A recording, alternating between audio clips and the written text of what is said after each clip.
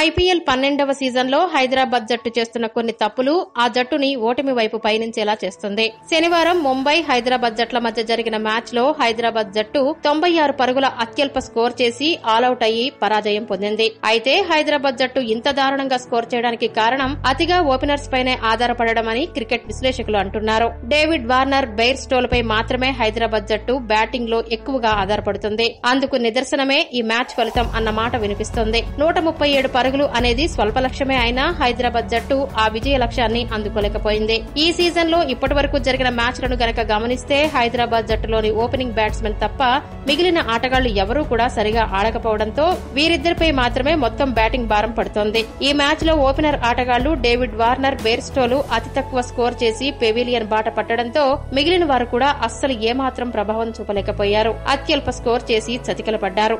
ఐపీఎల్లో అరంగేట్రం చేసిన తొలి మ్యాచ్ తొలి బంతికే అల్జరీ జోసెఫ్ వార్నర్ వికెట్ తీయడంతో సన్ రైజర్స్ లో భయం మొదలైంది. చివరకు ఆ భయమే హైదరాబాద్ జట్టుని ఓడిపోయేలా చేసింది. 2015లో కూడా హైదరాబాద్ లోనే ముంబై చేతిలో 113 పరుగులకు ఆలౌట్ అయిన సన్ రైజర్స్ తన మొదటి అత్యల్ప స్కోర్ రికార్డును తానే బద్దలు కొట్టి మరోసారి పరువు పోగొట్టుకుంది.